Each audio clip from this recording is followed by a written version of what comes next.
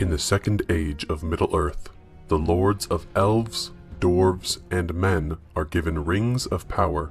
Unbeknownst to them, the Dark Lord Sauron forges the One Ring in Mount Doom, instilling into it a great part of his power in order to dominate the other rings so he might conquer Middle-earth.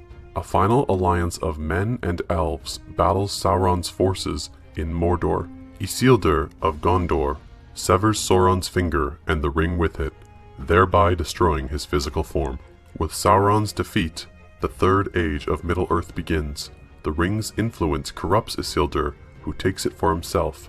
Isildur is later killed by orcs, and the ring is lost for 2,500 years until it is found by Gollum, who owns it for 5 centuries. The ring is then found by a hobbit named Bilbo Baggins, who is unaware of its history. 60 years later, Bilbo celebrates his 111th birthday in the Shire, reuniting with his old friend, the wizard Gandalf the Grey. Bilbo reveals that he intends to leave the Shire for one last adventure, and he leaves his inheritance, including the ring, to his nephew Frodo. Gandalf investigates the ring, discovers its true nature, and learns that Gollum was captured and tortured by Sauron's orcs, uttering 2 words during his interrogation: Shire and Baggins. Gandalf returns and warns Frodo to leave the Shire.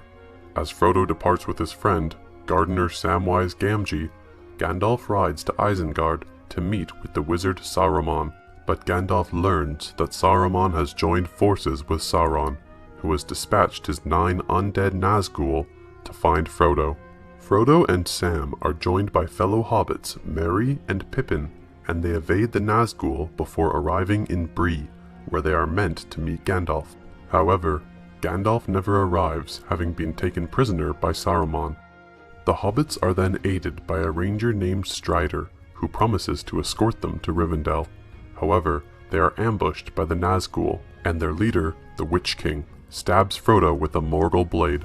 Arwen, an elf and Strider's betrothed, rescues Frodo, summoning floodwaters that sweep the Nazgul away. She takes him to Rivendell, where he is healed. Frodo meets Gandalf, who escaped Isengard with help from the Great Eagle. That night, Strider reunites with Arwen, and they confirm their love for each other. Arwen's father, Lord Elrond, holds a council that decides the ring must be destroyed in Mount Doom. Frodo volunteers to take the ring, accompanied by Gandalf, Sam, Merry, Pippin, Legolas, Gimli, Boromir of Gondor, and Strider, who is revealed to be Aragorn, Isildur's heir and the rightful king of Gondor. Bilbo, now living in Rivendell, gives Frodo his sword, Sting. The Fellowship of the Ring sets off over a tall mountain, but Saruman summons a storm that forces them to travel through the mines of Moria. After finding all of the dwarves of Moria have been slain, the Fellowship are attacked by orcs and a cave troll. They hold them off, but are confronted by Durin's Bane, a Balrog residing within the mines.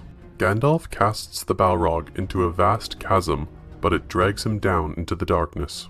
The devastated Fellowship reaches Lothlorien, ruled by the elf queen Galadriel, and her husband Celeborn.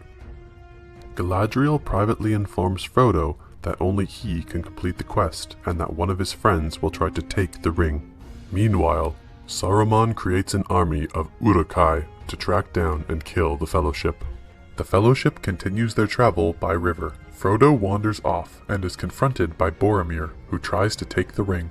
The Fellowship is then ambushed by the Uruk-hai. Merry and Pippin are taken captive, and Boromir is mortally wounded by the Uruk chieftain, Lurtz. Aragorn arrives, kills Lurtz, and watches Boromir die. Afraid of the ring corrupting his friends, Frodo decides to travel to Mordor alone, but then reconsiders by allowing Sam to come after hearing his promise from Gandalf. Aragorn, Legolas, and Gimli decide to rescue Merry and Pippin.